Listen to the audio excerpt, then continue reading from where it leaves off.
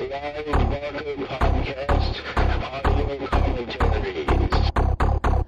Thanks to your generous donations to our Kickstarter funding campaign, Clive Barker Podcast presents Fundraiser III. Hell on Earth.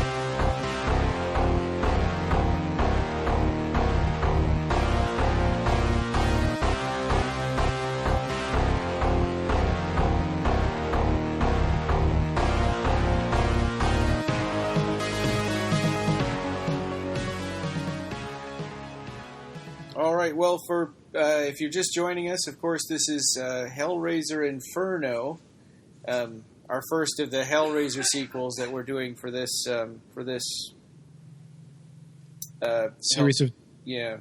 series of commentary tracks. Yeah, for our Kickstarter fundraiser stretch goals, Fundraiser III, Hell on Earth.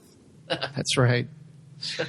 And we're going back 16 years ago to 2000. Wow, it's hard to believe that was 16 years. I can't believe, yeah.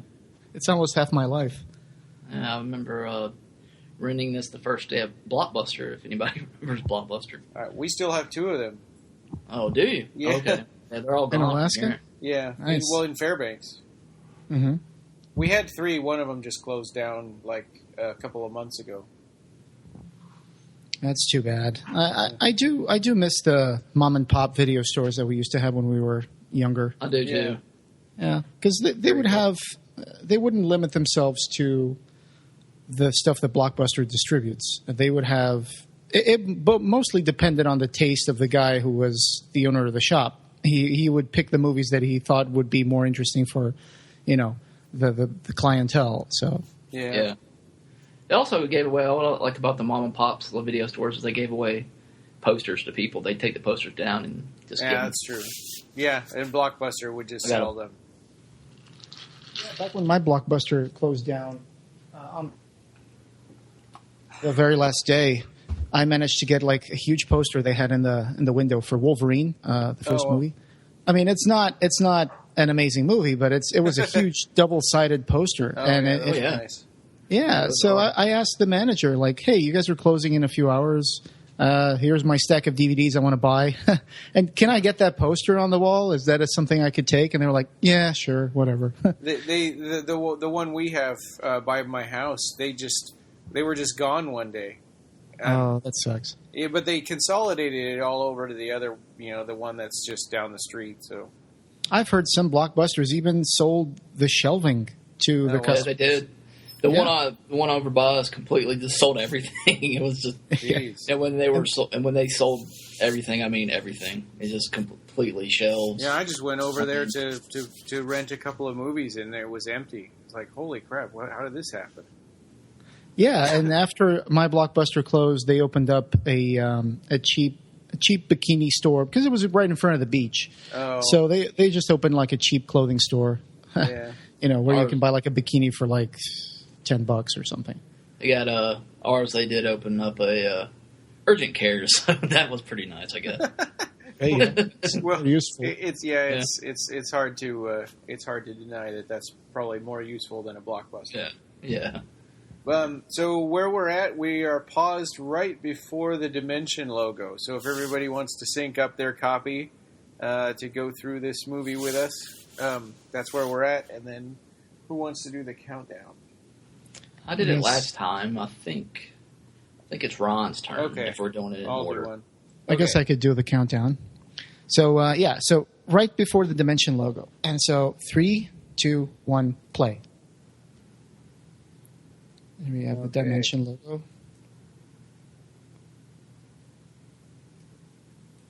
I always liked their logo. I have to admit that was kind of cool. Yeah, it brings a sensation of familiarity to some of the movies that we've seen growing up. I kind of like this opening too. I think that it sets up the movie to be better than it actually is. I like the way that the credits are kind of wavy, given it that I guess the story is going to be and the lament configuration designs sort of blurry in the background there. Yeah, I think with this weird noir music. Yeah, it reminds me a little bit of that movie Angel Heart with Mickey Rourke. Oh, yeah. In places. Yeah, in places. The score opening reminds me of that. And, hey, James Remar is in it. Yeah, he plays the pastor.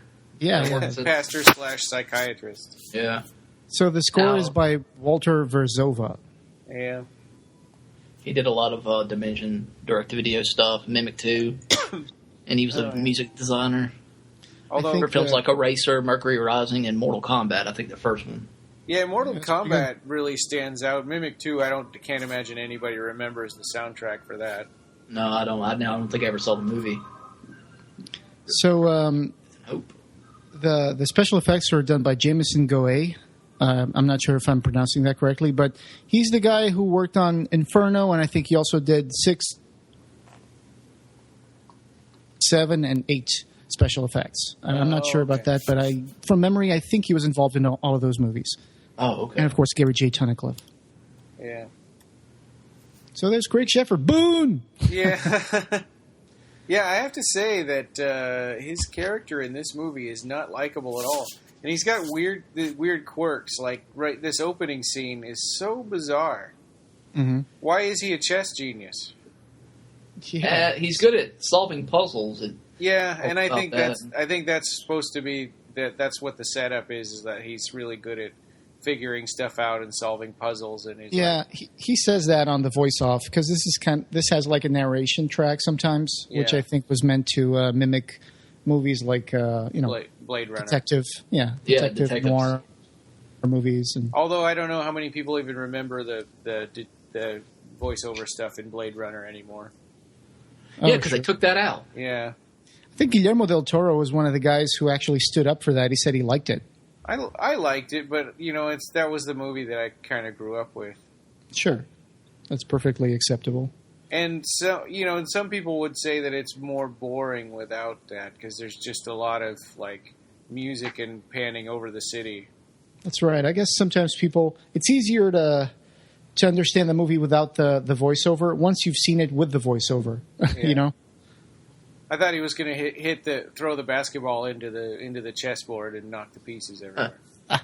I lost. That was always the basketball scene was really that was a weird kind of when I first saw this was like, yeah, this is definitely going to be a different Hellraiser film. I never imagined, Well, and he talks about playing a basketball game like 2 times or 3 times. He talks about how he won this basketball game. We didn't ever see him play basketball. We see him play chess for 7 points. What if he was just the coach? I don't know. Yeah, I don't know either. It's kind of weird. He's a strange, unlikable character. Because he goes to his locker, and the first thing he does in the police station is open his locker and get a little vial of drugs that he sniffs. So right off the bat, you're being told, "Hey, this guy is a crooked cop." Yeah. But I will give Craig Sheffer credit for at least for his. There's a look to him that gives something. His face is kind of innocent. Oh, sure, yeah, he's very charismatic. He did his best, I think. Oh, I think so too. As likable as possible. Yeah, which was a pretty impossible job. I mean, they set him up right away with like the sniffing the cocaine. You're thinking, okay, we're not supposed to like this character because he's a cop. Yeah, and he's dirty. Yeah.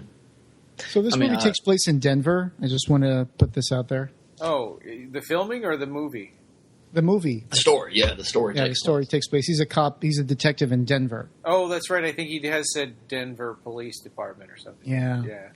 And this is the first crime scene, which we'll get back to this because this is going to introduce an element that makes the story a little confusing after a while, but we'll get back to that. Okay.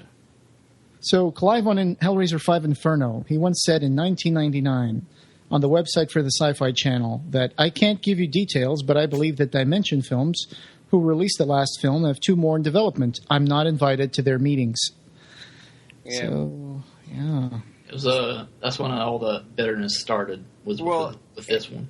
And this is kind of strange too that this is all. I mean, I guess it's sort of explained later, but in Hellraiser, nobody just found Frank's corpse all splayed out in the attic. Right. Yeah. But yeah, I mean, you find out later through the twist of the movie that everybody guesses like early on, but you find out later that the reason for that. There was a controversy between Clive Barker and Scott Derrickson, who was the director of this movie, that we'll probably talk about this a little bit as the movie goes by. But Clive Barker did go public in saying that he said, "I really don't like to say this about another's work, but I really hate this movie, and it seems to have violated a lot of the things that I like about Hellraiser." And this was in a Hellraiser screening Q&A session at the American Cinematheque First Festival of Fantasy, Horror, and Science Fiction in Los Angeles. And then, of course, Scott Derrickson did reply to Clive, but we'll get back to that.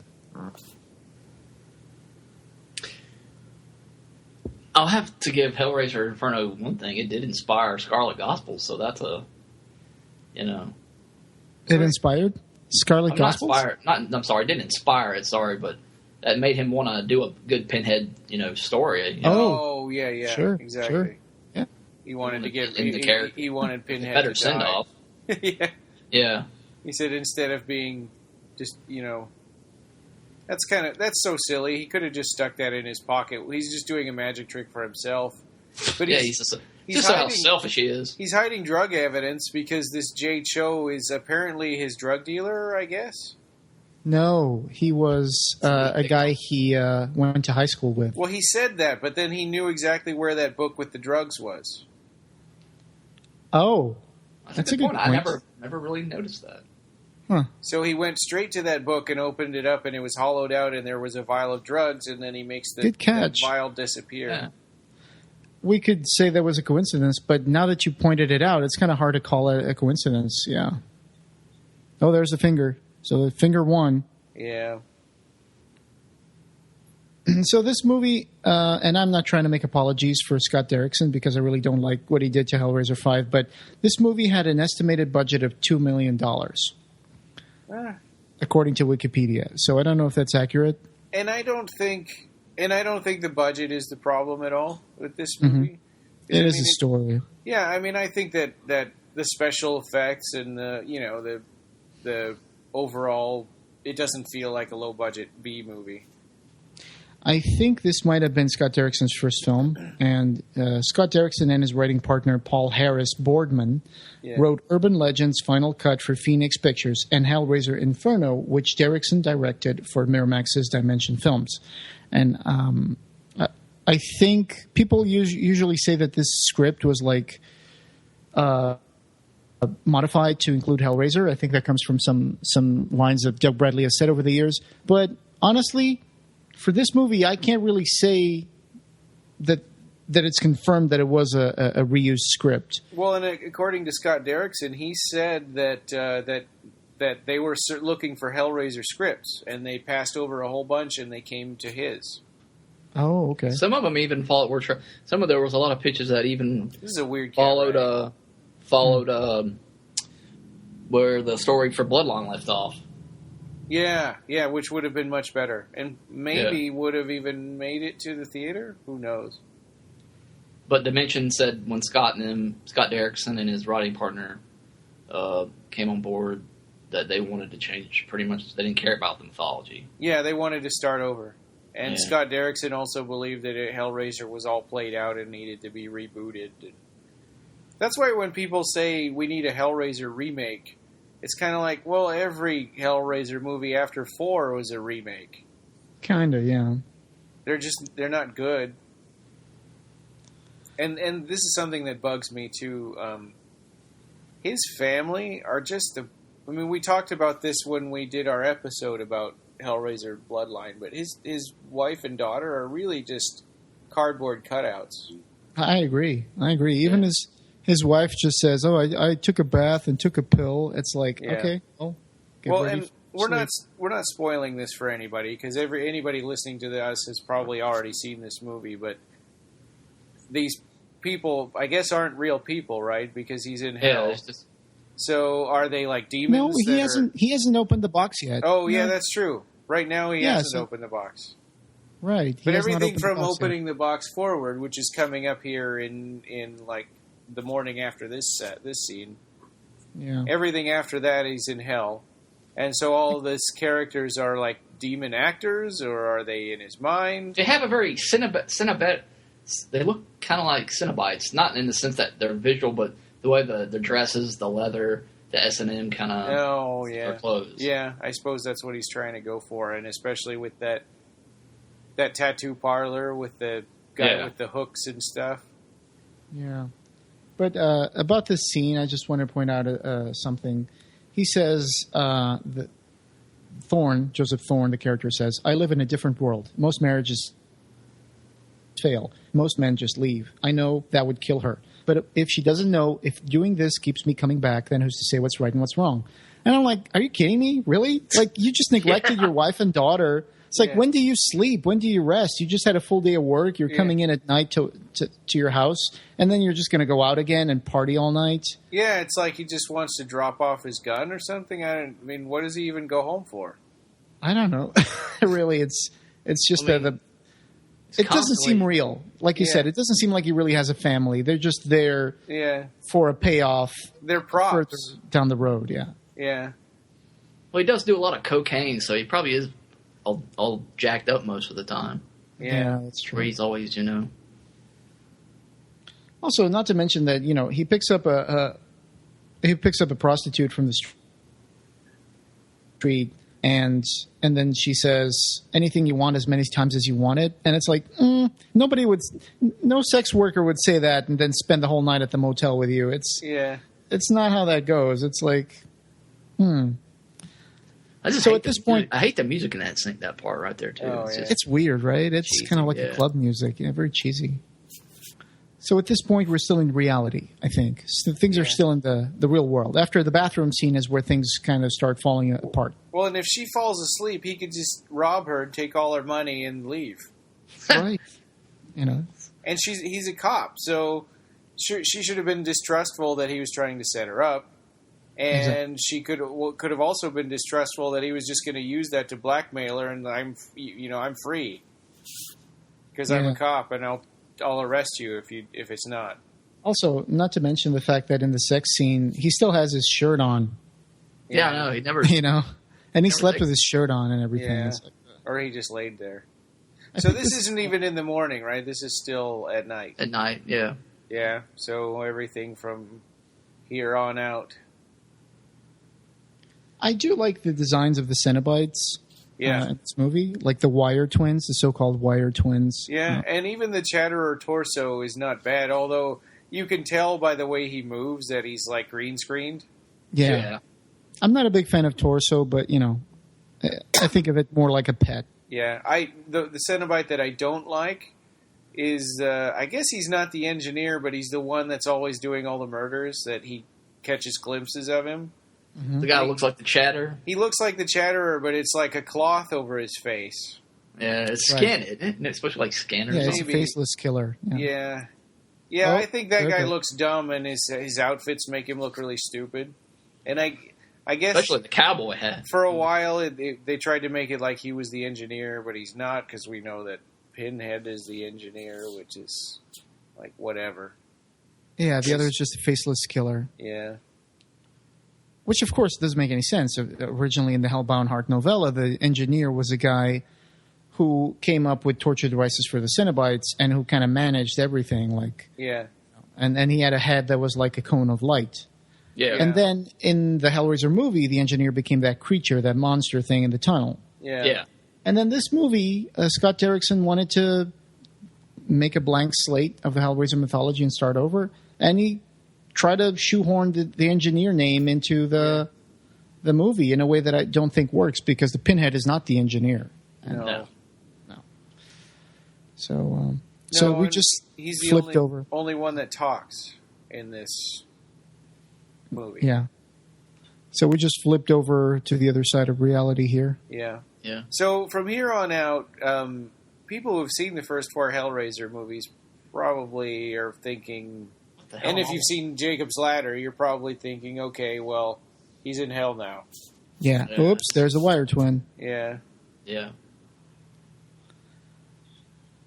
These two Cenobites that give Thorne that underskin massage, of course, it's a reference to Kirk Reinert's painting on From the Hellbound Heart. Yeah. The cover of the Hellbound Heart U.S. edition. I wonder if Scott Derrickson bought that book and meant to read it, but he never got past the cover.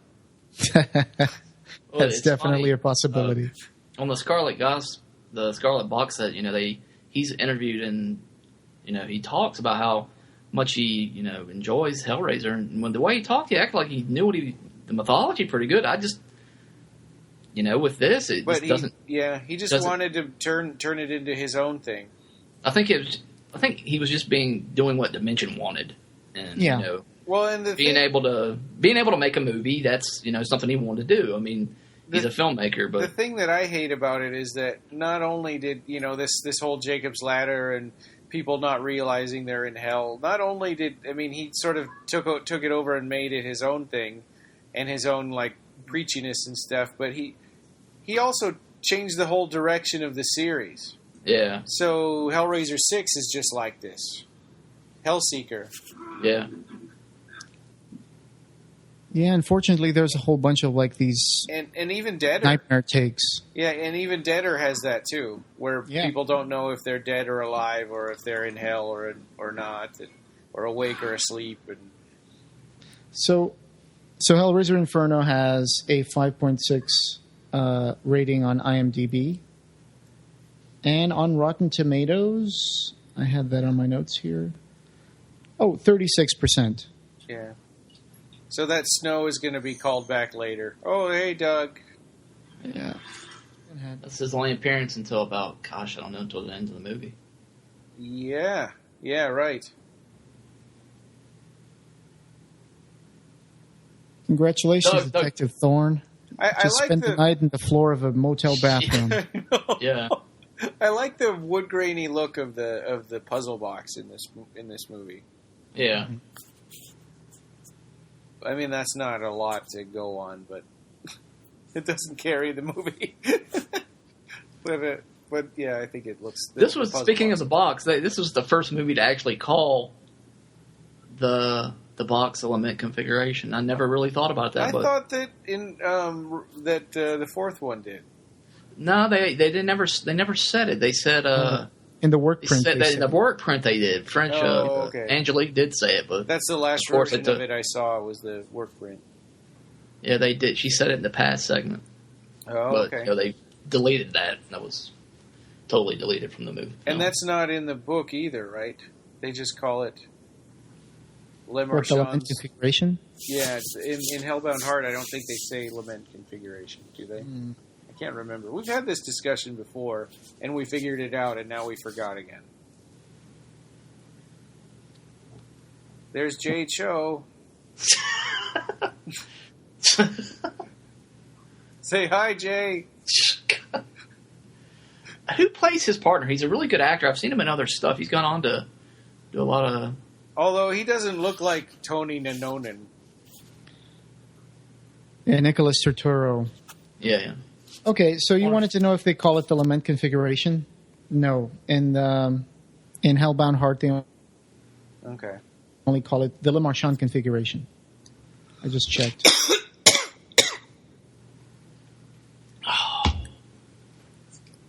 Of course, then it was a black lacquered box that was just a black shape.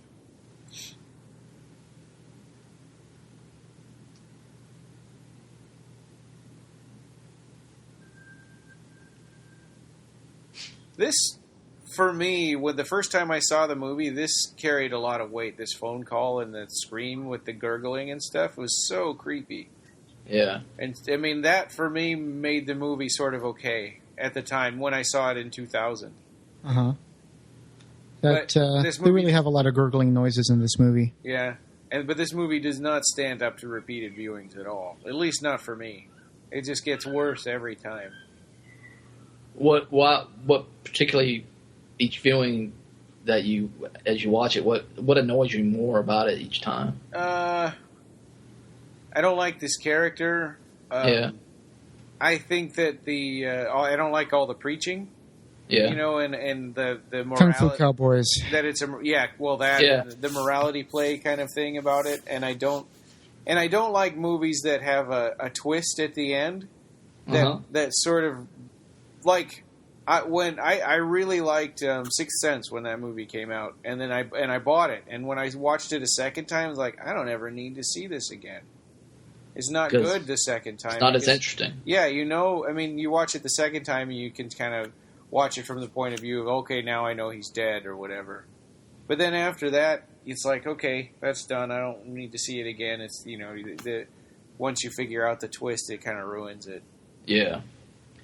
And the twist is actually pretty obvious in this movie, I think. Yeah. I mean, if you've seen other Hellraiser movies, as soon as he opens the box, that okay, well, Cenobites are going to come. Yeah. So Scott Derrickson, interesting. I was just reading his Wikipedia page. He grew up in Denver, Colorado, so that's probably why he put the movie in Denver, maybe. Yeah. And he has a BA in Humanities, Literature and Philosophy, a BA in Communications, and a minor in Theological Studies. Yeah. And why am I bringing this up? Because Scott Derrickson was a fundamentalist Christian at one point, and I think he may still be. Yeah. And if you look at his body of work, after this, he did The Exorcism of Emily Rose, for example. I hated that movie. Yeah, I don't like it very much either. I actually enjoyed that one. That's the one with the little girl that was possessed, and then her brother chased the ball in slow motion into the street and got killed by it. This is really the only film I really haven't enjoyed by him. I enjoyed Sinister. He did the remake of The Day the Earth Stood Still. I thought that was pretty good. And he's doing the Doctor Strange movie, which I'm really looking forward to. He's doing Doctor Strange? Yeah. He is. He's doing Doctor Strange with Benedict Cumberbatch. So my point was that when he did this, Scott Derrickson, when he did his first movie, he also did a few lectures afterwards because he's very into, Christianity and religion, and he's a very religious person. So he wrote an essay called Behind the Lens, a Christian Filmmaker in Hollywood. And he also wrote another essay called Horror, the Perfect Christian Genre, an interview with filmmaker Scott Derrickson and Peter Chataway. And here's the thing. He kind of explains in these interviews why he kind of subverted the Hellraiser mythology to his purposes. And I'm going to bring up just a few lines from that. So here's Behind the Lens. He said,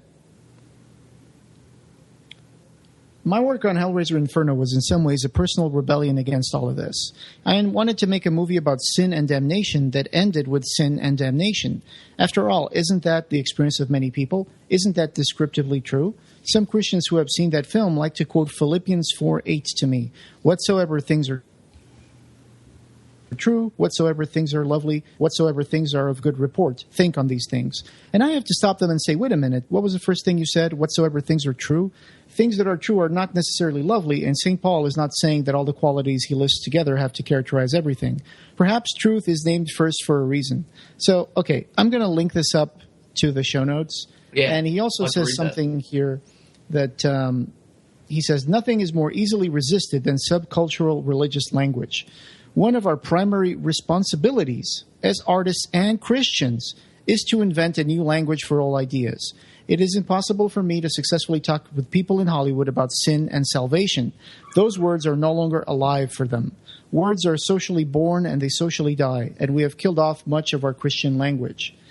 And then he goes on to say, "Hellraiser Inferno is about the enslaving chains of sin that can lead to eternal damnation. It is about how, without God's mercy, our flesh tears at our spirit." And and here's the thing: this has nothing to do with Hellraiser at all. This is not. Yeah, no, that's what I was going to say. I was like, it's not about sin and damnation. It's about transgression, moving forward. Opening new horizons.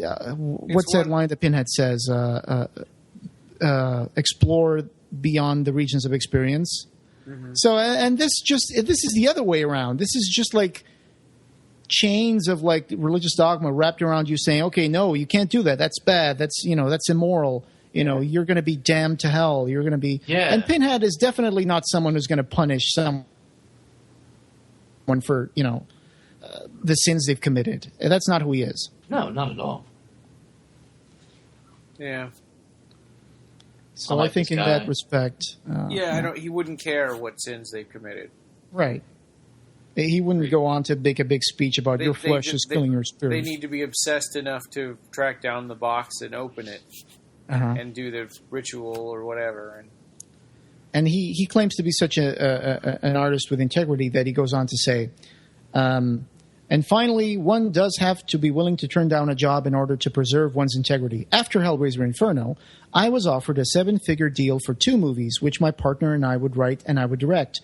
But the studio's offer also included an option for 6 more films at other prices. It was one of the hardest decisions of my life, but we rejected this offer. Knowing the kind of films this studio wanted me to make, I realized that they would give me plenty of money and work, but in 5 years, I would not be making the kinds of movies I want to be making. And then he says, some Christians pride themselves in losing a job because they refuse to compromise. They consider it a moral victory when their integrity gets thrown them off a set. But it's a sad thing to lose a job for any reason. So I'm not saying go out there and fail for Jesus. I'm just saying be willing to pay the price when you have to. It's like this is an essay talking to young Christian people who want to be filmmakers. And he's telling them that, his view on it. By itself, it's not a bad thing. I'm not criticizing his faith. I'm just saying that I think he introduced a lot of morality into these movies that's very biased towards. Oh yeah, definitely. Religion. Yeah, well, the Exorcism of Emily Rose. Biased. Yeah. Yeah. Like the Exorcism of Emily Rose. It was based on a real case of a little girl called Anneliese Michel, who was German, I think. And the priests actually got prosecuted for what they did to the girl, and they really were. And in the movie that he did, the priests kind of get a little slap on the wrist, and it's like, no, it's okay, And the question is left hanging in the air, like maybe she was, possessed by the devil. Maybe they were just acting in good faith. But it's like, no, if you see the girl, she lost like dozens of pounds. She didn't have any nails left because she kept scraping the walls and stuff like that. She was very emaciated and very abused. Her kneecaps gave out because she kept genuflecting, going down on her knees like 500, 600 times a day because the priest said she had to pray a lot and they would do all these exorcisms. And so when I saw the Exorcism of Emily Rose, I was like, it kind of excuses the Catholic Church for what they did. Yeah. I never really knew the true story of it. I'll have to look more. That's kind of how I feel when I see these modern stories about like Salem witches and stuff. Mm-hmm. There's like a TV show called Salem, and I saw another one, and I saw an ad for something else called Witches, and it makes me think, oh, that sounds like you're excusing the Salem witch trials, saying that these people were real and they really did, put these curses on people, and I don't know.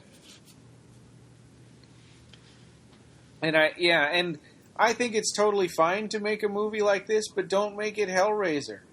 Yeah. Just you take out the puzzle box and Pinhead, and now it's a completely its own thing. It's a rip-off of Jacob's Ladder. Mm-hmm. It'd be a lot of the influences he wanted was Dante's Inferno, and what else was it? Yeah, it was just Dante's Inferno. I think he was really inspired by. Yeah. Even the way he depicts like people who are into body modification, it's almost like the movie is telling us the people who do body modification are sleazy, or they move in sleazy circles, or they're criminals. I don't think he really knows. I don't think he's the kind of guy that knows much about body modifications. Or really into a tattoo shop. Did you hear those wire twin tattoos? They go, hey. Yeah. I think that was that them? No, it was the soundtrack. They were animated. It's just funny. Oh yeah, because it was like some Chinese song that's like, hey. Yeah. Also, what sort of like body modification shop would have a guy doing piercing and tattoos not wearing a shirt? Yeah. Yeah. Yeah, he's just wanted to make him look like a big muscle man, I guess. Yeah, show the tattoos. And it's the same with this guy with all of his posters all over the inside of that truck. Kids would see that. Yeah, of course. Adults would see that. They'd be like, "Hey, what the hell are you doing?" It kind of reminded me a little bit of. Yeah, they would call the police immediately. Of course, because the adults are the ones that pay for their stuff for their kids most of the time. And he's all dirty too. You look at his like inside shirt; it's all like dirty. His zipper's kind of down, and you notice that it is just the zipper's down. It's a very caricature depiction of a. I've always been creeped out by. influence. I've always been creeped out by ice cream men. Oh. No, just the music and just the way they drive so slowly around your. Yeah. Your Yeah, that's a neighborhood. good point. They're kind of creeping around, looking for children.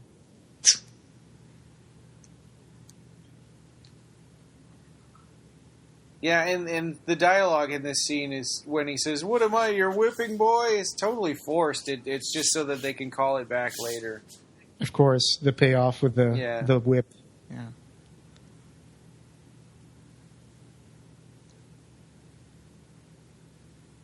So Scott Derrickson also did that remake of The Day the World Stood Still, right? Yeah. With Keanu Reeves. Yeah, I saw that when it came out. I mean, I thought it was okay, but it didn't make an impression on me like I needed to watch it again. Yeah. And at least that's not a religious movie. Maybe, I don't know. No, he didn't put any kind of religious bias in that. I don't. No, I guess that movie had a kind of a short leash because it's a remake of an established movie, so we couldn't really stray too much from it. And Sinister didn't either. It was really a creepy, just straightforward film. I'm trying to remember which one is Sinister. I can't remember. Sinister is the one Yeah, let Jose. with that demon that looks like a guy from Slipknot. Yeah. That's the one where the kid, The demon, the kid It had Ethan Hawke in it. Bagul, I think his name is. Whenever the kid falls asleep, he astrally projects into the other world. Is that Sinister? That's Insidious. Oh, I get That's those two Insidious. confused. I've seen the Insidious movies, but I maybe haven't seen Sinister. Yeah, no, that's not it. This is the one where Ethan Hawke is a writer. He moves into a house where terrible murders happened. He wants to write a book, and he finds the family's home movies, the family that was completely massacred. Oh. Yeah, it's got Ethan Hawke in it. That's Sinister, I think. And why would this guy have naked pictures of women where he cuts the crotch out? Yeah, that's really because, Yeah, Well, because it's an absolutely. R-rated movie. But still, it's like I don't know. It's just dumb. This is dumb. This setup is. I mean, this character in this. I don't know. This is stupid. Yeah. I'm watching this on the Blu-ray that has the 4 Hellraiser sequels on it, where they didn't even care enough to get the posters right, so they mixed up. I know. They mixed up the poster image with the titles. What is the cover for Inferno? It looks like what? I can't remember. It's just Pinhead's face Yeah, under a orange light. but this one shows Angelique on. Yeah, it's Angelique. Yeah. With blacked out eyes, Yeah. Now my Blu-ray case has Bloodline. It came with Bloodline, but it actually does have the Inferno poster that was released when it came out. This is kind of weird that he's telling this story and then we're seeing it. Because this isn't anybody's memory, right? This is just a story he's telling. That's true, yeah. I don't know. I mean, it's okay, I guess, but this story about the engineer doesn't make any sense. So another thing that Clive Hellraiser, No, of course not. Why? Oh, you took this woman away from. And that head looks like totally a dummy head. Yeah. So and they're saying that the engineer is a pimp. Yeah. And she was his prostitute. So stupid. So here's another thing that Clive Barker said in an interview in 2000 for Lost Souls newsletter. He said, Hellraiser Inferno is terrible. It pains me to say things like that because nobody sets out in the morning to make a bad movie. But, these guys sent me a script, and I said, if you want me involved, ask me. Let's do a deal and get into business. But I really don't think this works right now, talking about the script. They said, we really don't want your opinion on it. We're going to make the movie. So they went and made the movie, and it is just an abomination. I want to actively go on record as saying I warn people away from the movie. It's really terrible, and it's shockingly bad, and should never have been made. And then he goes on to what you were saying, Rob. So I want to give Pinhead a good send-off. I want to do it right. If we were going to get rid of the old guy, let's do it with some style. Yeah. So my idea was, if I do it with Harry, I can bring in two characters at the same time and sort of weave their stories together. So yeah, that's how the Scarlet Gospels came to be. So it's interesting that this terrible movie is the genesis of the Scarlet Gospels, which was pretty cool. Yeah. Oh, and Scott Derrickson did reply. So he said, Oh yeah, there was I remember that too. Yeah. yeah, But- and an article called "Things to Do in Denver When You're a Pinhead," and Fangoria number 198. Scott Derrickson said, when Demon? Oh, wait, no, that's not it. That's, okay, this was in eastbladder.com. Okay, got it. eastbladder.com, interviewed by Lucius Gore. Hellraiser 5 director responds to Clive Barker, and Scott says, Clive's reaction, I must admit, was not entirely unexpected. The Hellraiser franchise had, in my opinion, traveled too far in one direction and had quite simply run out of steam. The only interesting path to take in creating another sequel seemed to be the path of total reinvention. Of course, Clive Barker isn't going to appreciate that.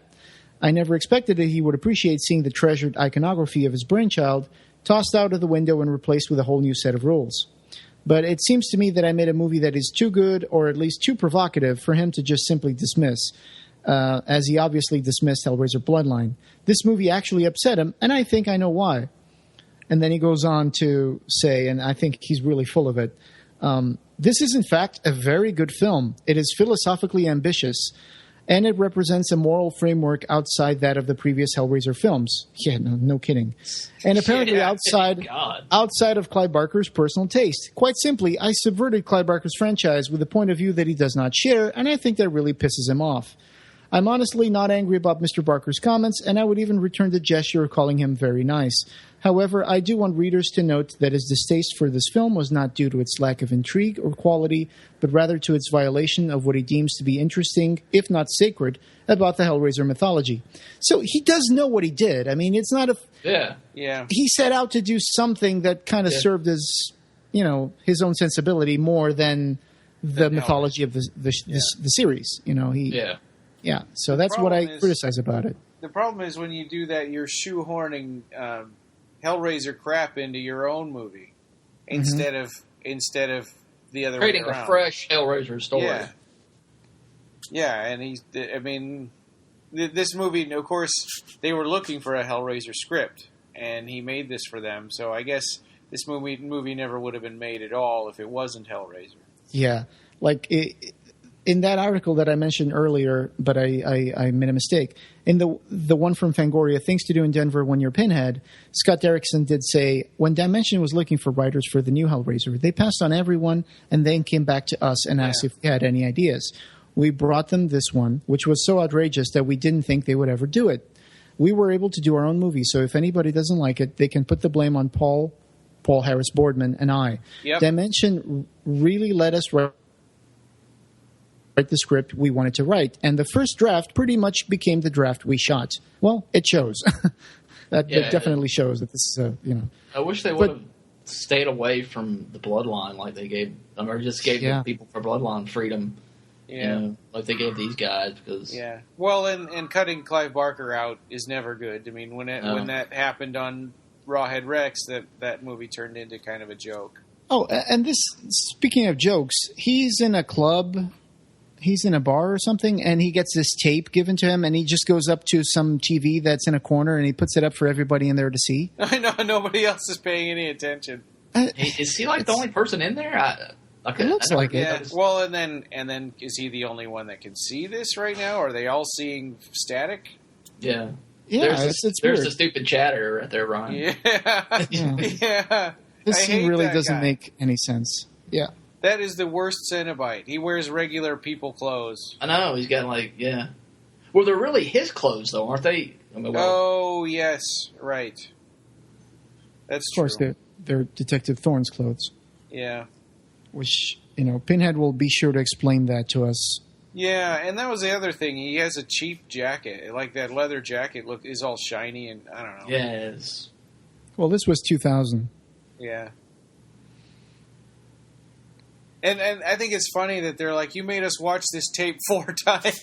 Can you imagine those guys sitting in there for 8 hours watching static? Those tapes were how long were they?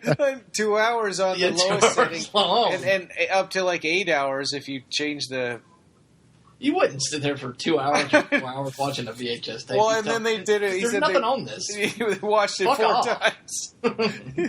They were like, "Yeah, I was supposed to be home for dinner 6 hours ago." Yeah.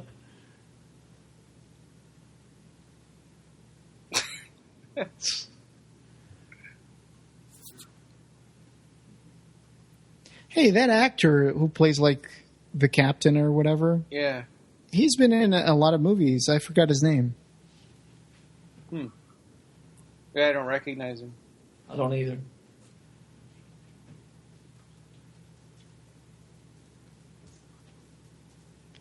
There's a kid that's being killed, and he wants him to go take a break and go talk to the The psychiatrist. Yeah.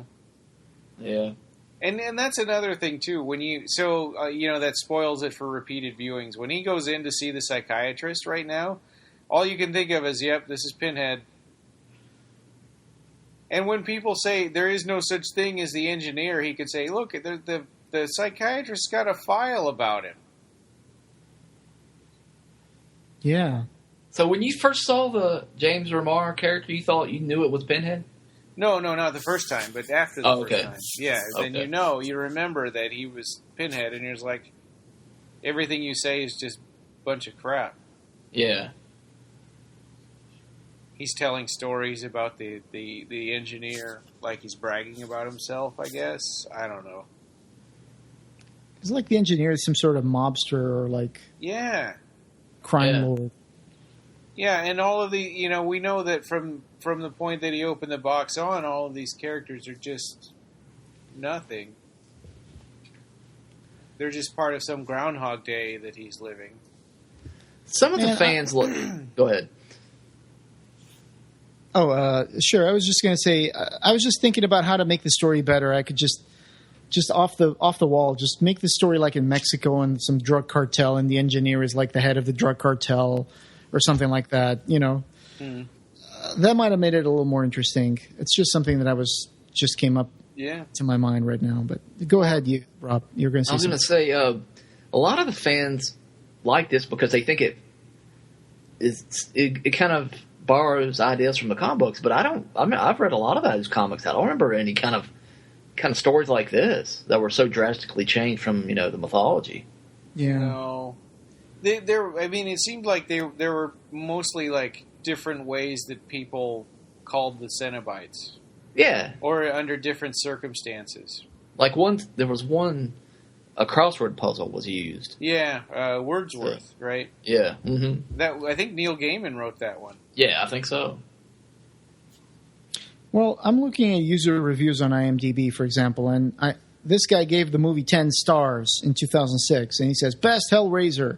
And he says, this movie, for a lack of a better word, is perfect. After going to school for multimedia, I was first amazed by the cinematography. The acting is flawless. The story, while not quite the traditional Hellraiser movie, is so interesting. If you haven't seen this, you need to watch it. And he says, I was really impressed with a few of the things the movie incorporated. In the book, it mentions the engineer, which has never been worked into any movie previously. Has he seen the first Hellraiser? No. And it also gets the... No. Yeah. As for the Cenobites, Pinhead is, of course, perfect. You can't go wrong with Mr. Bradley, and the others are original and creepy. So, yeah, I agree with the Mr. Bradley part, but not the rest of it. Yeah. But then when you look at message boards, you see the topics that say unpleasant main character. Yeah. Yeah, that's one of the things about the movie. Oh, there's the guy you don't like. Oh, look at that horrible jacket. And it ends up not It looks being like it's him. made out of vinyl. Probably is. See, it ends up not being him. Another one of those, Yeah. mind games. Yeah. Yeah, there was the awesome acting that he was talking Yeah, I about. know. Yeah. We found your snitch. Dude, you mean to say that van has been parked there for like over a day where kids Yeah. are playing You would football? smell the body, wouldn't you? Yeah. Yeah. And flies would be all. Yeah, that'd be nasty. Oh, the door's standing open. I do think it's creepy. It's outside a soccer yard. I mean, yeah, and the cops haven't even told the kids to go home or anything. No, they're kids still are just playing. playing They're around. just hanging playing around soccer. and they're standing around in front of the truck. Look at those people there.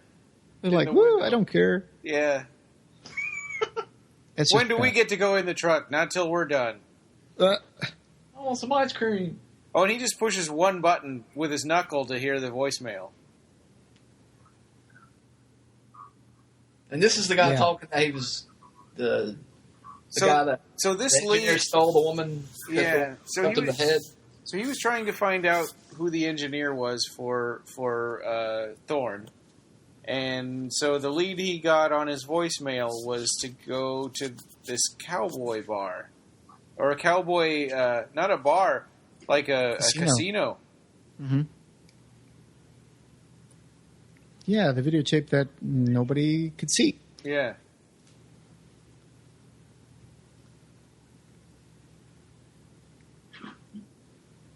Here comes the best line in the movie.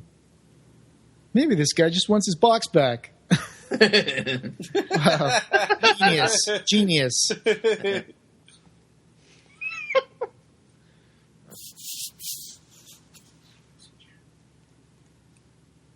Like, no, he just left it there on the crime scene. Oh, yeah, duh. Well, that's why you're the lead guy and I'm just the follow-around partner. Oh boy, he's going to Mr. Pramaji's casino now. This is I like that name, Mr. Pomaji. I like the name. I think the name is pretty cool. makes me think about, I don't know, cheese. Like the name of a cheese. Yeah, like a nice cheese. Yeah. Do you have any crackers? Yeah. And the that scene with the, lassoing horse thing is neon thing is so stupid. This looks like a gay strip bar. I know, it's like, what the hell is this? It's a barn too. They dressed up a barn to make this. This was the director said this was. I remember reading somewhere. He said he wanted a very David Lynch scene. So take that. He failed. And all of these people look like. Why are they? Every single person in the whole place is wearing a cowboy hat, and it's rude to wear a hat indoors. They're cosplayers, Ryan. Yeah, I know. They're cosplaying. I They think probably don't even know what the movie is that they're making. what you said just a while ago, Rob, that the director said he wanted to do something that was very David Lynch. Like Mulholland Drive has a scene with a weird-looking cowboy as well. Yeah. And I once made like a little meme, separated at birth, putting the two cowboys next to each other, like this one, Mr. Pramaji or whatever his name is, and the one from Mulholland Drive. It's really creepy, the way they talk and everything. Very similar. This is the worst scene in the whole movie, and that's saying a lot. This was when I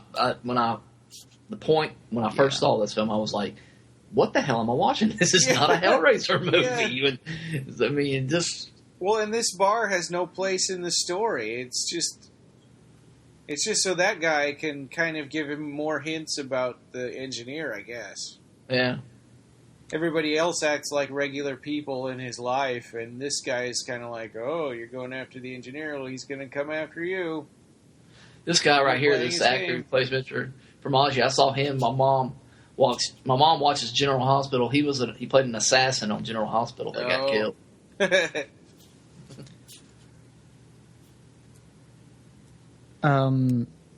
Here's something. Doug Bradley's impressions of the movie. So Doug Bradley said on the Sci-Fi Channel in 2000, Hellraiser 5 was shot in Los Angeles last autumn, and indeed, I believe, is now finished. It's called Inferno. Clive has had nothing at all to do with it, nor has Pete Atkins, who had written the previous 3 screenplays. New writers, new direction, really, which I think fans may find an interesting new direction. Pinhead's barely in it, so that's an interesting new direction for a Hellraiser film.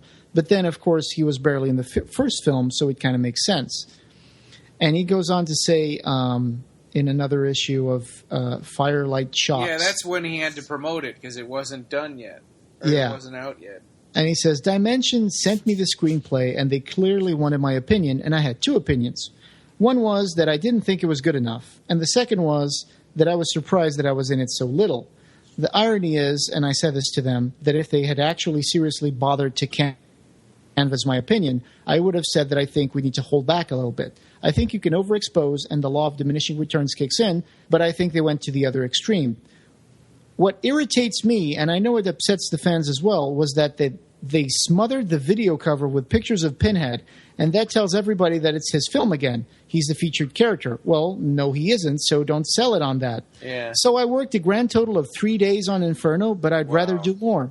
They were 3 very well-paid days, the kind of days that keeps the wife happy. If that could be my daily rate for the rest of my career, I'd be very happy indeed. There's that weird vertical shot.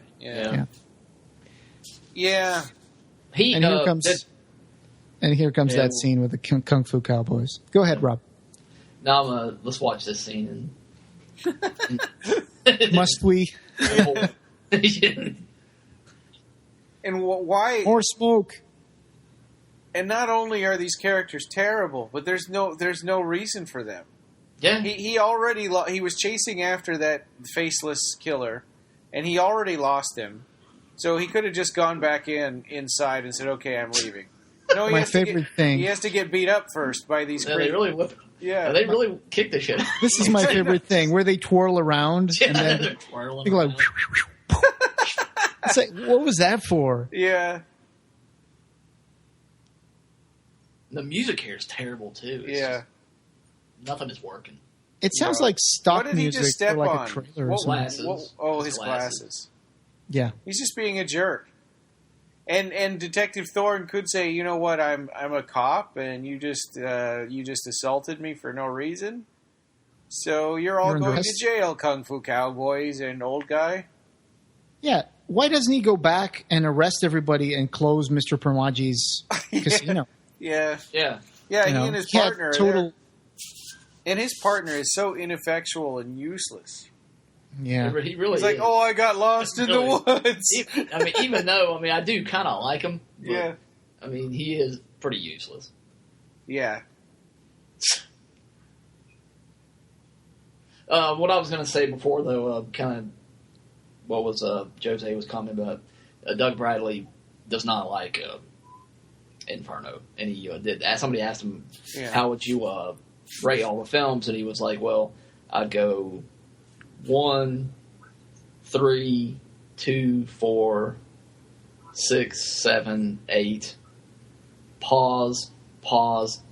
Inferno. It's a video you can find on YouTube. Yeah, that's before Revelations came out, because that would have been at the end, I think. Yeah. And here's the director explaining how he came up with the idea for the movie. Scott Derrickson said to Annie Young Frisbee in the new Pentegro number 14, he said, "When the job was first offered to me, I turned it down. Then, without really trying, I thought of a way to do the film that would be personally fulfilling. I remember exactly where I was at the time. I was standing in a hotel room in Indianapolis, and the idea came to me that the movie could end with a character confronting the two sides of himself, his spirit and his flesh. Then I thought, that's great, but the studio would never let me do that. Obviously, I was wrong." And he says, "I really didn't worry about the other films. It was a dead franchise, and I knew that my approach was a bit subversive. Clive Barker wasn't happy with what I did, but if he wanted to protect the franchise, he shouldn't have sold it to Dimension. They owned it, and they asked me to reinvent it, so that's what I did. The fans of the franchise are split about it. Some love it, some hate it. No one seems to be neutral about it, which I think is great." He sold the rights after when he made just to be able to make the first movie. That's right, yeah. And that wasn't to Dimension, right? That was to somebody else. Mm-hmm. And then they sold it to Dimension.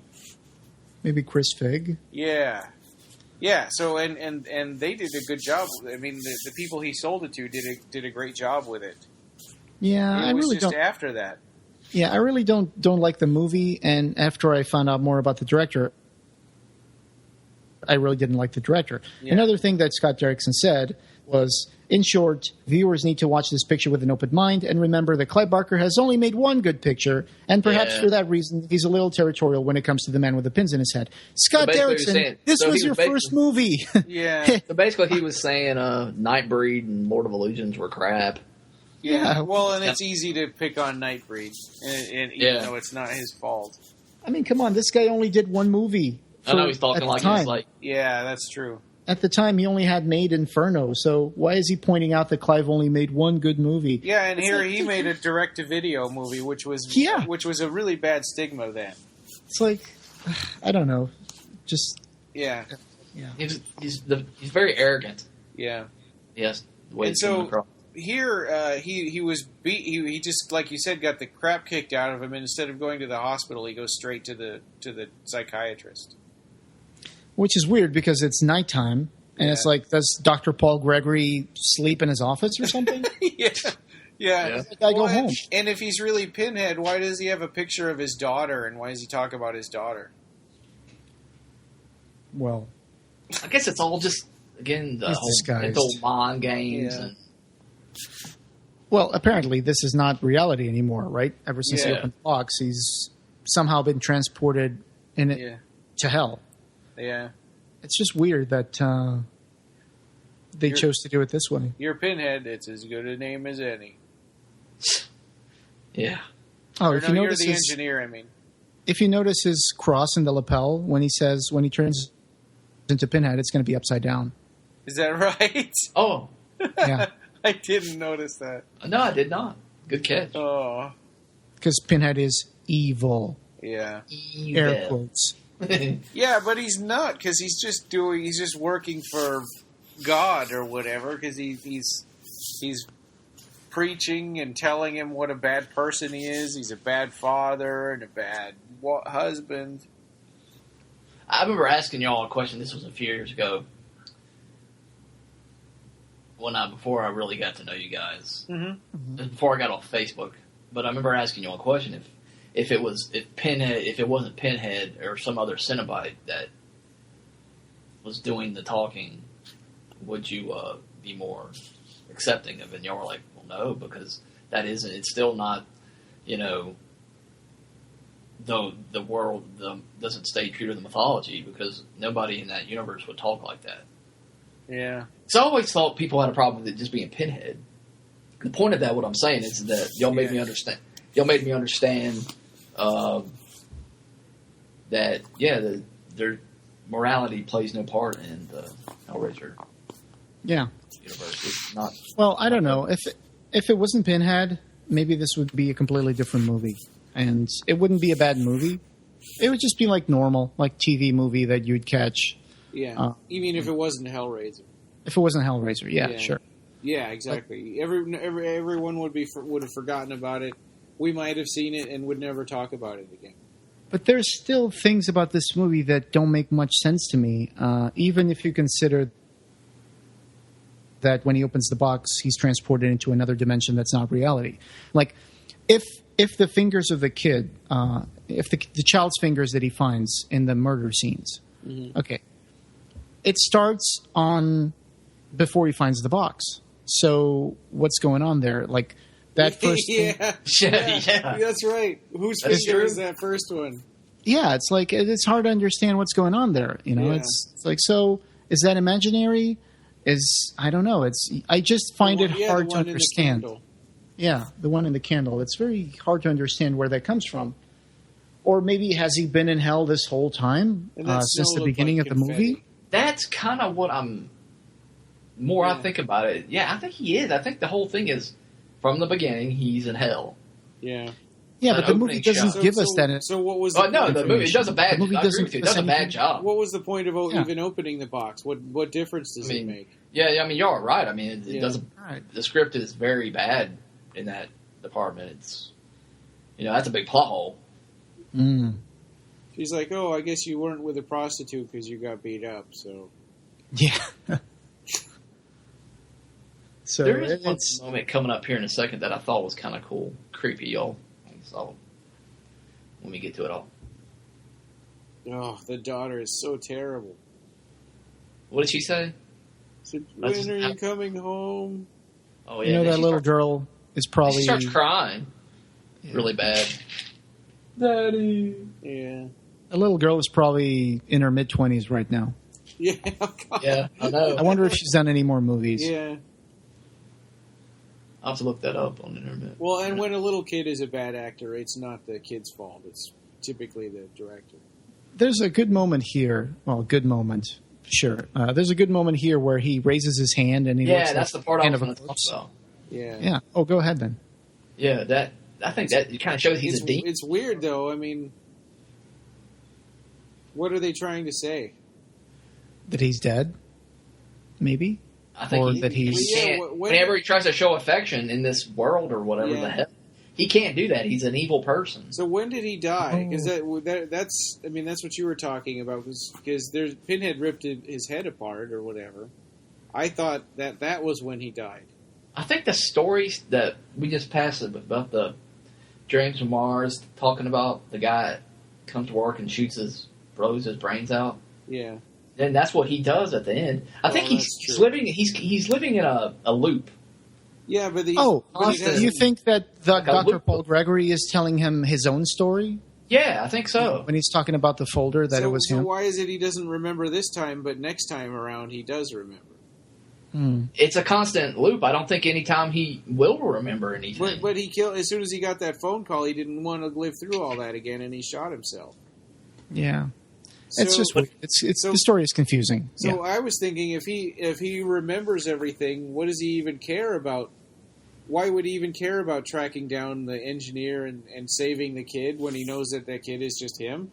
He's going to say, whatever, I'm just going to go sit at the ice cream parlor or something for the whole day. Cause... Personally, I don't, like, the first time I saw the movie and other times I've seen the movie, I think I accept the idea of the loop, but to me, there's no loop when I watch this movie. To me, this movie is like, it starts in reality, he goes into, like, hell, and then he comes to terms with what's going on with him, and he understands that he's damned, and that's it. And then he just stays in hell. When he wakes up and he goes back to work, and they're just saying all the same exact stuff that they did before. It's just a badly written script. It's just really. So I mean, there is shot full of holes. There is a loop right after he meets up with Pinhead at the end. Yes. I mean, that one is definite. It was a glitch in the Matrix, Ryan. Yeah. Yeah.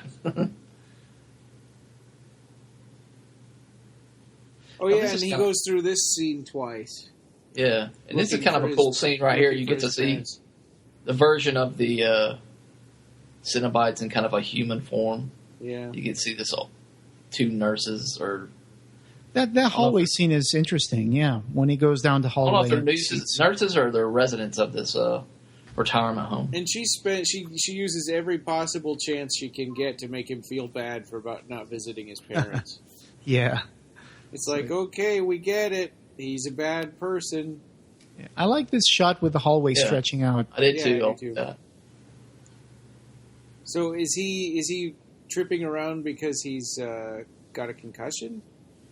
But then at the same time, this is all just a dream because he's still asleep at his house. Oh, I got something funny to tell you guys about. A fine-looking boy. But there's a picture of this guy in the wheelchair that's coming up. It used to be... I love this guy. He was in the behind-the-scenes pictures in Gary J. Tunnicliffe's website gallery. Mm-hmm. He had a lot of pictures of behind-the-scenes. I don't think that is up anymore, but I think I still have a backup of that. And he said something like, hey, I did the makeup for this old dude, and this is just me quoting from Gary J. Tunnicliffe. Man, at the end of the day, this guy reeked. I really hated doing makeup with this guy. So, for what it's worth, the old guy with the makeup on his face, apparently at the end of the day, Gary J. Tunnicliffe complained that he reeked of sweat. So, and he had that on his website. You know, his mom doesn't seem like she needs to be at a home. Like, she could go out and... I know. Live in an apartment. Well, she probably just stays there because her husband. Yeah. So is that supposed to be him screaming? It doesn't. It sounds like a girl. It's supposed to be him when he was a little boy. Yeah. It reminds me of the scream from Merchant's Son when Pinhead in Hellraiser 4 says, "This is a game. Make your, stand your ground, family man." And then he opens his mouth and he says, "Daddy." Oh, yeah. Kind of sounded like the same scream here. So You need to that's go back in time and clean up your room. Yeah. Yeah, I figured this was supposed to be Thorne's bedroom when he was a kid. Here's another part where there's more gurgling. Yeah. They certainly had a lot of gurgling sounds in this movie. From the phone call from Daphne to the informant being killed, now his parents. And this is a weird sort of a lighting to do for this room, just to show that he's in the past or in a dream. We're like, well, we'll make you green, like the Hulk. Yeah. Usually dream states are more like cloudy or foggy or a little like they increase the bloom around things or something, yeah. Oh, this reminds me of Hellraiser 3, the boiler room. Oh, yeah. That's a good point. It's true. I wonder if they even acknowledge. I wonder if the effects guys did that on purpose. Or came up with that idea. Here's the first sign of the loop, right? Yeah. Oh, wait, yeah. Yeah, it's like, oh, that was all just a dream inside of him being in hell and reliving the same day over and over again.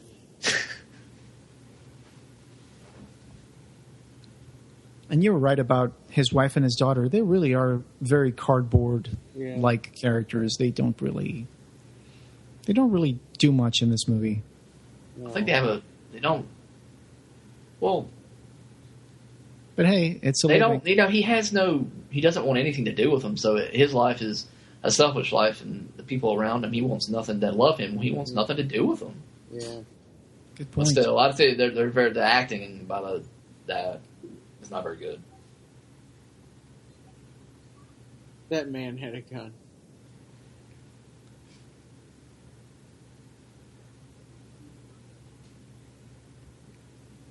Now she's going to go, I didn't even know he had a son. Yeah. Yeah.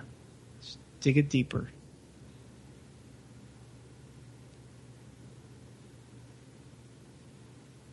This scar has been moving. Oh, really? Yeah. It was lower earlier. Their continuity person is not doing a good job. He doesn't even look that bruised up in this scene. No, he was really bad in the previous version of this scene.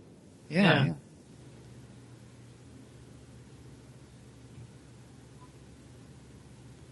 Yeah, that looks like after a couple of days. And all the bandages are off and stuff.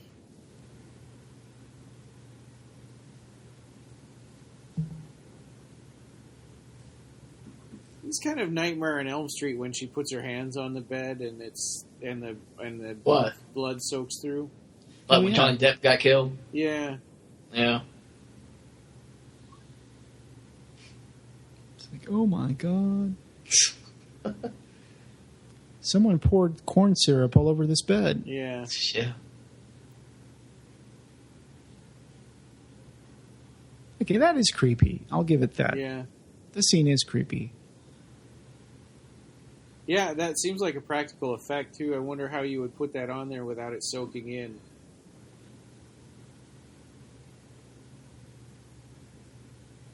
And that mattress is sort of harking back to Hellraiser 2. Yeah. That is a nice little nod to.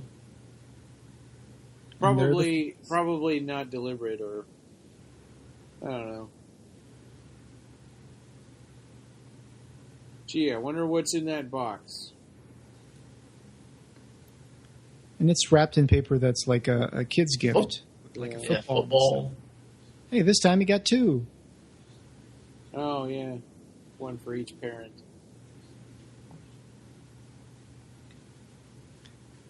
So how many fingers is that by now? The first one in the candlestick. The second one when they kill the informant.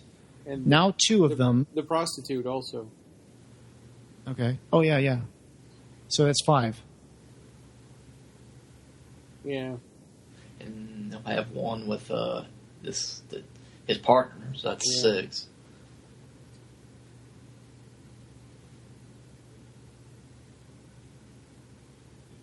Well, she took them long enough to figure out he was the only common link between all the killings. Yeah.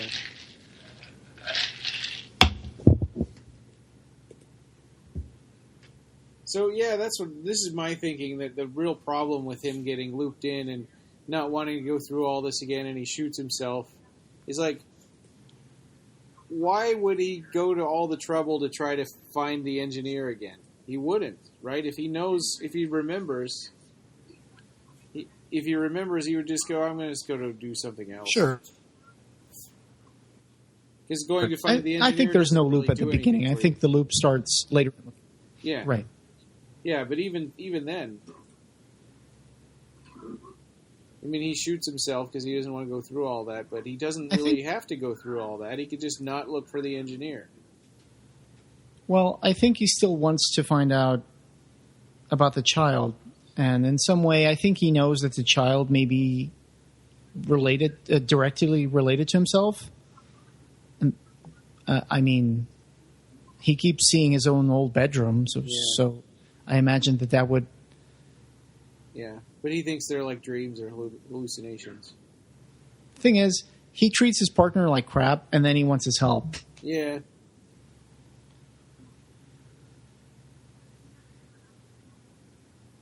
Yeah, you look like a crazy person. That was pretty bad what he did to him, like setting him up, like planting his pin there and his earlier in the movie. That was messed up. It is messed up. When he's asking him to go out on a limb for him. And yeah.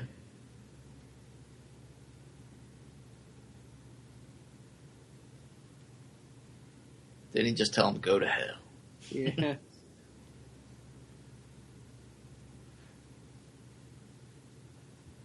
And this is supposed to be in Denver, but it totally looks like Los Angeles. Yeah. Yeah.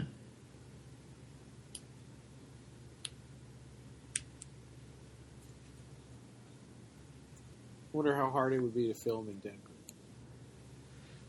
That's where they shot some of the Salt Lake City. That's in Denver, right? That's in Utah, right? Yeah. Oh, sorry. Yeah, it's Utah. So he got the message from his two fingers in the parents' room to go to this address. Yeah. And when it gets here, it's very similar to the damp room in Hellraiser 1. Because you got the big window covered in, like, newspaper and stuff. I'm trying to remember this one. There's a telescope. Oh, yeah, the telescope. And then so the telescope is looking out into the school, right? Mm-hmm. Oh, yeah. Oh, and the prostitute's shoe was on the floor right there. That pink boot. Oh, it's really? Just to the right of the telescope on the floor. I've never seen that. I wonder why that's in there. That's a good catch. I don't know. I don't know what they were trying to say with that. Yeah, what's the point of that being in there? And He to me, just this flashed is over it with his flashlight really quickly, but to me this is the moment in the movie where the movie really takes a turn for the worse.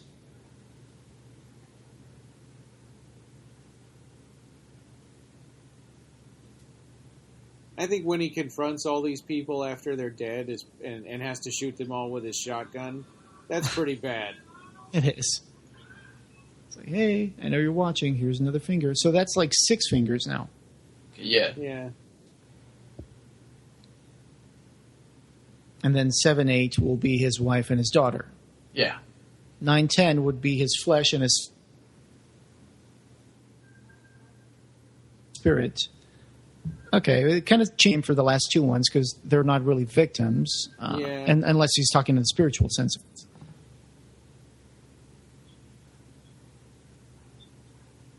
So is that the psychiatrist's voice? No, it doesn't sound like him. It doesn't sound like him at all. He's not even on the phone. When he looks at the telescope, the other guy's not even on the phone. Yeah.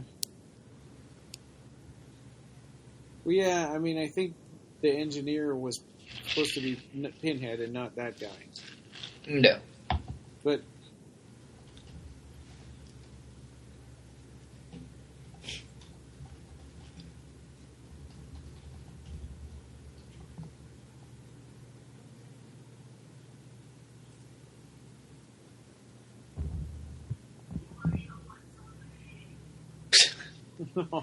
I mean, I love Craig Sheffer, but even in some parts he gets really hammy. Yeah. Oh, So- boy, yeah. Yeah, right here is kind of... Officer down, about officer dead. Yeah. But I don't, there are probably so many takes of that they could have used instead of that. Yeah. Everybody's got bad takes, I would think. Yeah. And Clive Barker said about Inferno, here's another quote from the Lost Souls newsletter, December 2000. I really hate the way he's been treated in this film. He's talking about Pinhead. It depressed me. It upset me on behalf of Doug, on behalf of myself, on behalf of the people who love these movies. I thought it was disrespectful, and I felt as though he'd been tagged on just because they wanted to call it a Hellraiser movie. Yeah. But it didn't feel like a Hellraiser movie. It felt opportunistic to me, and I wanted to do something respectful to a character who has been very good to me. And this story is talking about the Scarlet Gospels will be the way to do it. Yeah. I don't know if any of you know, but there was talk early on. There was some designs done, and I don't know if I saw a drawing of it, but Oh, that it is upside change. down. They wanted to change Pinhead's costume to red. I wouldn't have been opposed to that, honestly. I mean, I think if the story was good, I just wouldn't care too much about what Pinhead is wearing. No. Because yeah. they changed some of the Cenobite suits through the movies. They did change them a little bit. Well, and also, I mean, that would be the least of the problems for this movie anyway. Like Cheddar, different versions of Cheddar have had different costumes. Yeah. Um, Well, he even that grew was- eyes in Hellraiser 2. yeah. It would have made him more like a cardinal kind of thing, which I think That's would what I was going to think of. That's probably what the idea was. We would inspired feel Cardinal. this a little more if those were like real characters, but they're not. that's true. He's Special effects. a little more broken up about it than the audience, because I don't know. They're just lame. And that's like a pillar of souls, right? Like a torture pillar. Yeah, but it doesn't look right. It doesn't No, have it's any of not those that kind close. of Yeah. the kind of pieces that make up those kind of pillars. Yeah. There was a piece of skin I saw, but that was about it. Oh, look, another finger. He picks one up, but there's two, I think. But then the next shot, I can't see the second finger. Yeah, you're right. There is two there. I just saw it. Oh, okay. I didn't notice that. It's a one for each of them. So that For makes every it person okay. that he's hurt or whatever, he takes a finger off, which is like carving off a piece of his soul because of his sins. I think the Cenobites would have zero interest in Thorne, Yeah. apart from the fact that he opened the box. They would have zero interest in his life choices. Yeah, no. Because he's not actively searching for anything here. It's just a bad cop who does drugs and cheats on his wife. How is that like interesting for a Cenobite? But he wants to save a kid. I mean, at least that part is good. Mm-hmm. Yeah. And why does Pinhead want to waste so much time, pointing out that he's a bad father and a bad husband? I mean, I would think he'd have better things to do. Sure. I'm going to lecture you and make you feel guilty. Kind of kick you while you're down. Back when the Hellbound Web was being updated and stuff, and there used to be something called Leviathan's Lamentations newsletter. Yeah. Where Trips and later I think Scarecrow, Mark Adams, Yeah. put up news about Hellraiser. I remember reading one after Hellraiser 4 that said that Hellraiser 5 would have all these Cenobites, and there would be like hundreds of them, and there would also be angels. And then there was another talk of making a movie that there's Pinhead. Making a movie where there would be a little boy and his sister. They would open the box and there would be Cenobites. So I never found any other place that had these ideas for Hellraiser movies. So I don't know where they got it from what source they got these informations. I'm just wondering if those were actually scripts that were being contemplated for Hellraiser 5 at some point. They're playing church music while he talks to him also. Yeah, the organ. Yeah, it's awful. And some of the chains have light bulbs on them.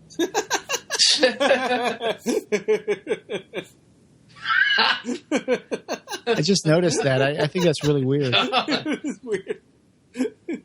Yeah. Light bulbs. Yeah, I've just never noticed. I know. That's horrible. Here comes that part, Brian. Oh God, yeah. This is probably as bad as the Kung Fu Cowboy scene or that bar. It's like all of his old friends that he hurt runs up to him and he shoots them with a shotgun. Why didn't his wife and kid run up to him and he could shoot them too? Oh man. His mother hacks at him with a knife, so he shoots her. But then his father didn't really do anything except grab him, and he shoots him with a shotgun too. I guess he knows that they're not real, so he's just sending them off. Yeah, maybe they're not real bullets either. Time to shoot myself as a little kid. He's got all his fingers. He's a good boy. Solving a puzzle. Yeah. Ah, good catch.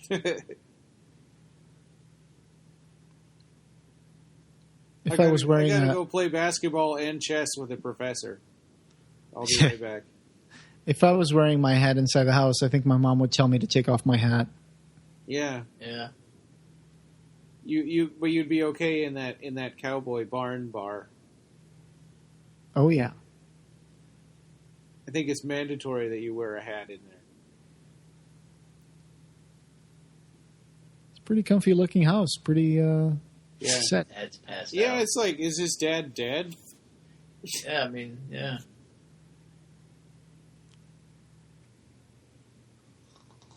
This part doesn't really seem to advance the story in any way. No, it seems like filler. Yeah, it seems just like filler, yeah. Okay, we get it. It's from the 70s.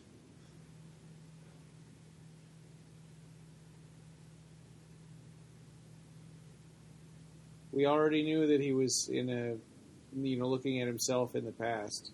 It's like, why is Pinhead transporting him into his own past? Is he trying to tell him that, hey, this is what you've lost? This is the times of innocence that you've lost? Or I don't know. It's just, it's gotta be. I just don't understand what's the point of this segment. It just like doesn't go anywhere. Yeah.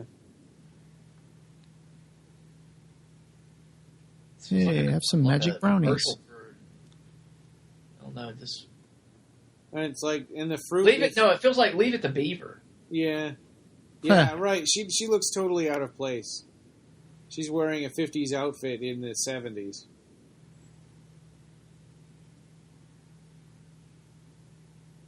Mom. And the fruit gets all rotten and stuff, but the brownies are okay. The brownies. They're magic brownies. Yes. My mom's plates. Thanks a lot, engineer. I think that this scene, the special effects are good. The way they make things like rot in front of your eyes. And so Jemison Goey actually did a good job on the visual effects. Yeah, I like the way they changed from young to old there. And he's still eating a brownie, and the brownie was okay. But the fruit rotted. There's the brownie on the plate, is still there.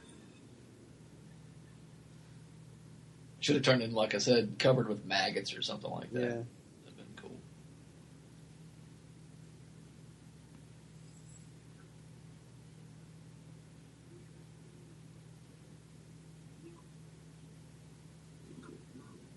What about the symbolism with her eyes being I gone? don't know. They both are, don't they? Both their eyes Yeah. gone? It's like the eyes are the window to the soul. So if you don't have eyes, you don't have soul. Yeah, okay. Yeah, now we're going into Evil Dead. And this is Bang. my boomstick. Yeah. He's fighting Kandarian demons. Yeah. We are those who were and shall be again. Yeah. We want what you have. Life. I think you're right, Ryan. That looks like confetti. Yeah. It really does come. Yeah, look it's like sticking on his face. that like a big fan blowing. Oh, that's terrible. Snow doesn't usually go back up again. Yeah, this The part, bad- I don't know what they were going with this. Yeah, because he froze. Because they died from exposure because they were all lonely because they couldn't live. It's gonna close the window. They didn't have a life without him. Oh, here we go.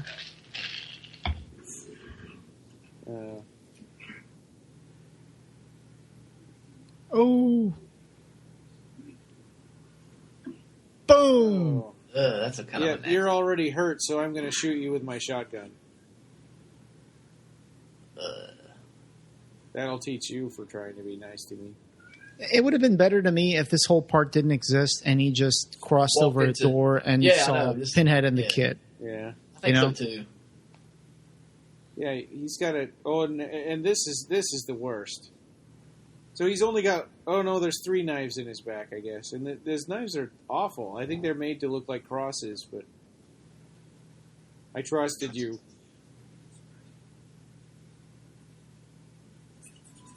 I don't think it would be that easy to pull a knife out of your back, No, it wouldn't. as we saw You know- in Deader. Once I saw this video from this guy who was into like swords and medieval stuff, and he was explaining how in the games, computer games, like characters have their sword, stuck to their back, and they just go and pull out the sword. And Yeah. in reality, you wouldn't be able to pull out a sword if the scabbard was on your back because your arm would have to be super long to Yeah, do that. you'd have to take the whole thing off and then to pull it out of the. Yeah, it wouldn't be that easy. You could probably do it, but it would be really awkward. It's not like they just reach out behind their back and like shing, pull Yeah. out the sword. And it's like that's not how it would work. And now there's a weird transition between house and ice cream truck in here. Oh.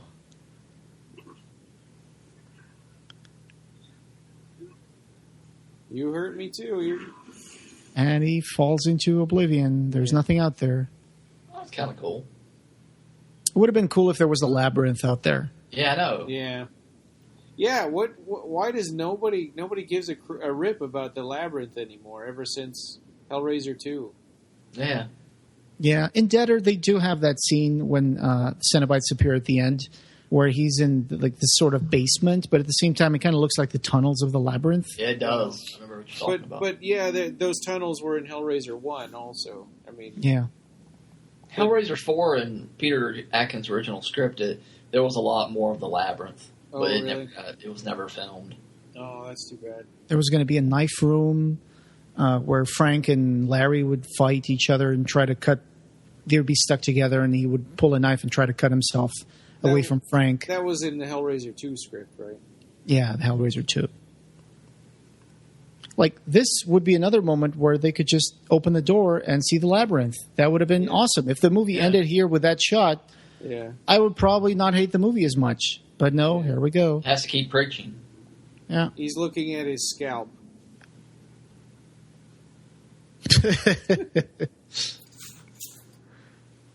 Yeah, that dissolve was kind of weird.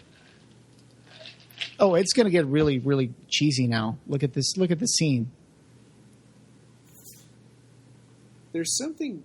Maybe we haven't seen it yet, but in my notes I had mentioned from watching this last night there was a shaky camera that was really irritating.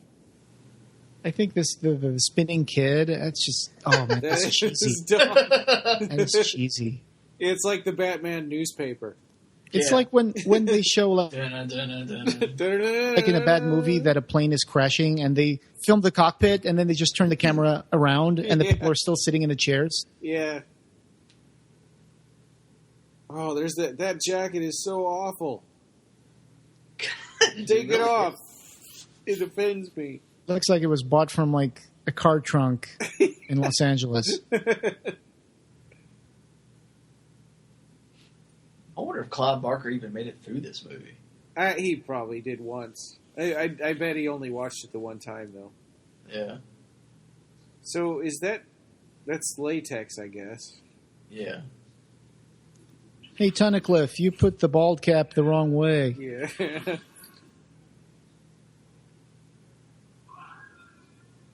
Oh. Oh, here we go. The worst Pinhead speech of all time. Yeah, Boone should turn to Pinhead and say, Lylesburg? Is that you?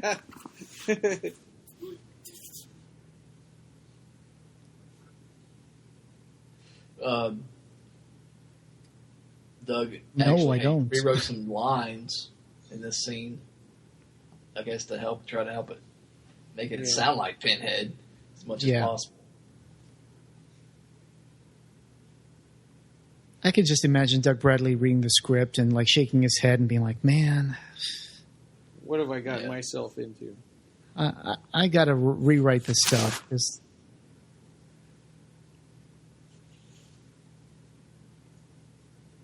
You have destroyed your own innocence. Pinhead, 2000. Yeah. Can I have a hug? Isn't that the meme that that people do? Yeah. I think I've seen a meme of that. Yeah, it says hugs. Like, I have a hug. Right, and they just cut off the two characters on the sides there. You know, I'm not going to pretend like I don't understand what he was going for here. Like, his flesh is killing his spirit. Okay, we get it. He abuses himself. He is prey to his own like appetites. But it's like, I just don't think that has a place in this. No.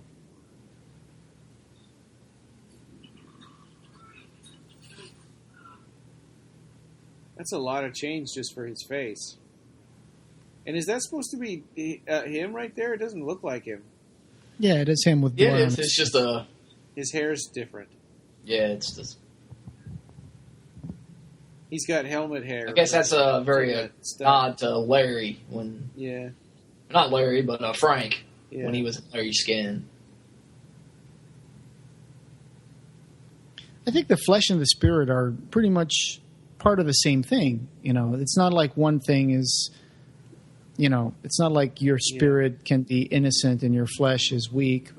Okay, well, the point I'm trying to make is I think flesh and spirit are united. Yeah. So they're not two separate things. Unless you believe in souls and stuff like that. And then there was one finger for every victim. But some of those victims were just people in hell. So I don't know. Like, why is Jay Cho a victim of him? What did he do to Jay? I guess he tortured him in high school, right? Yeah, he said they picked on him. He tried out for the basketball team, and they gave him hell. Yeah, so that's one finger. It's Groundhog Day. Yeah. Yeah, I know, yeah. It's Groundhog Day, too. Put your little hand in mine. It's the music that plays when Bill Murray wakes up. Oh, yeah. Yeah. He's like, hey, well, and he's actually kind of happy here because he thinks everything was just a dream. And he's like, man, there was some bad cocaine. Yay, everything's fine except for I stayed out. He's trying to be nice. Night. He's trying to be nice. Yeah. Except I stayed out all night and I didn't really give my wife a good reason why. I'm working on a case.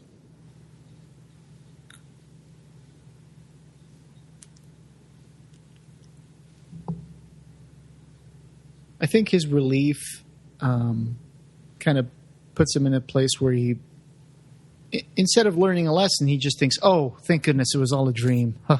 Yeah. It's great. I can go back to the squad and keep doing what I'm doing. Who came up with the name Hellraiser Inferno? There's no fires in this movie at all. No, the Inferno, I think, is kind of Dante's Inferno. Well, you know that. Okay, but I mean, hell. It's already got hell in the name. Yeah. Well, it was Scott Derrickson and Paul, the guys who wrote the script. That's that's the only thing I can say. I mean, I don't. All we got were a bunch of lame speeches and guilt trips. So here he's realizing, okay, wait, no, I'm reliving this. It wasn't a dream. I can't handle it. I don't want to hear the gurgly parts. I'm going to put the phone down.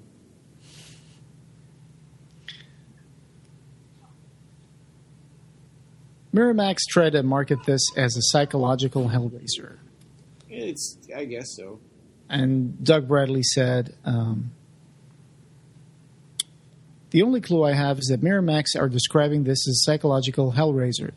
Well, there are those of us who have never considered Hellraiser as anything else, but the executive is always right, so let's leave that one alone, shall we?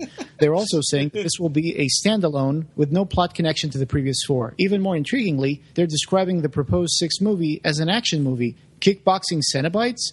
Pinhead in a Bruce Willis vest? The mind boggles. Actually, it reels in disbelief, and we'll have to sit down in a darkened room to recover. So this is Doug Bradley on the Doug Bradley newsletter, summer '99. Wow. I guess this was before he saw the movie. What's that in his belly button? It's a ring. He has a belly button ring. Oh. Yeah, so he was just narrating and saying how he's going to have to face his demons forever. And then he goes, no! It's like, are you last no? Yeah. Are you arguing with yourself? Yeah. Like the last no that he did there. There's like a compilation if you go on YouTube and look up. Hey, there's in the credits, manager Cliff Cadaver. No, I see it. That's weird. He was the cadaver manager. Asian cowboy number 1, Kazuhiro Yokoyama, and cowboy number 2 is Akihiro Noguchi. At least they got a credit. Yeah. So they're actually karate cowboys, not kung fu cowboys. I might just stick their names in IMDb and see what comes up. Okay. So there you go. That was Hellraiser Inferno. Sorry. Yeah, next up is Hellseeker. I was just feeling a little under the weather, but this totally looks like a made-for-TV credit sequence. There's even parts in the movie where it seems like it's cutting to commercial because it just fades out to black. Special effects by Ultimate Effects. That's my favorite one. Yeah. Additional props by Bongo Stroud. Bongo Stroud. Yeah. And special effects makeup crew, Rob Freight Train Freitas. I love it when they have like the little nickname. Thomas Tunnicliffe. I wonder who that is. Must be a relative of Gary's. Yeah. Set painters. And this, this end credit music also is very loungy, but I was always you're so used to hearing at the end credits and just the score of this movie. It was always very atmospheric. Just the score. They're trying to make it more noir-y and like a thriller instead of a horror movie. Yeah. There you go. Visual effects by Neo Digital Imaging. Visual effects supervisor Jameson Goay. Stigmata tattoo by Incognito Pasadena. Oh, that was that guy's tattoo with the spike going through the hand. Probably. Yeah, I think so. So that's it. Yeah. Vocals and orchestration. So next up is Hellseeker, and I have to say that's a little bit better. In some ways. I like that they brought Kirsty back, but it still has the problems the way Hellseeker, you're going back and forth between. Yeah. Yeah, there's those parts where it's all a dream and or he'll be Winter asleep on the bus or whatever, and he'll jolt away. He has some dream nightmare, and then he jolts awake. Yeah. Yeah, it's like one of the worst, of the weirdest scenes is when he pukes up an eel out of his mouth. And there's a payoff at the end, but it's just a weird scene when it catches you off guard and you're like, what's going on in this movie? I have no idea what's going on. It just makes you confused. Yeah. Did they release a soundtrack for this movie? I don't think an official one, but I swore usually they say in the credits, if there is one, they'll say soundtrack available on whatever. It was only released by the composer. Oh, okay. And I have a copy of it. Yeah. I think I remember you giving me a copy of it back on an old computer I had. But well, there's another one down. Yeah. I still have it. So, all right, that was Hellraiser Inferno. Yeah, Hellraiser Inferno, guys. Hope you Part enjoy. of Hell on Earth. Yeah. Next few are going to be a couple of Hellraisers. So yeah. I do like the Hellraiser movies more than doing like Candyman. Candyman 3. And yeah. At least there's a familiarity of Hellraiser, and you get to see a break. We'll have Hellraiser Hellseeker's next. Then we have Deader. Then we take a break and we do Saint Center. Yeah. Then we finish we do Hellraiser, Hellworld, then Revelations. I think that's how it is. All right, sounds good. I'm pumped for Saint Sinner. Yeah. All right. That's going to be All right, great. guys. All right, guys. Thanks for thanks for contributing to our Kickstarter, and I hope you enjoy this. And we'll catch you on the next commentary track. All right. Sounds good. Thanks, Okay, guys. Take care, guys. Bye. Bye-bye. The Clive Barker Podcast, or BarkerCast, is an independent editorial fan site and podcast that is not affiliated with or under contract by Clive Barker or Seraphim Films. This podcast and site are a labor of love by the fans for the fans. News, features, and show notes for this episode can be found at www.clivebarkercast.com. Go to iTunes and please leave us a review. Reviews really help us get the word out about Clive Barker. You can also find us on Podomatic, Xbox Music Store, TuneIn Radio, Stitcher, Doubletwist, Blackberry, and Pocketcast. We have a Facebook page, so come on and like our Facebook page and join the Occupy Media group for lots of discussion about Nightbreed and other Clive Barker stuff. On Twitter, we're at BarkerCast and at Occupy Midian. Opening theme by Mark Buckle.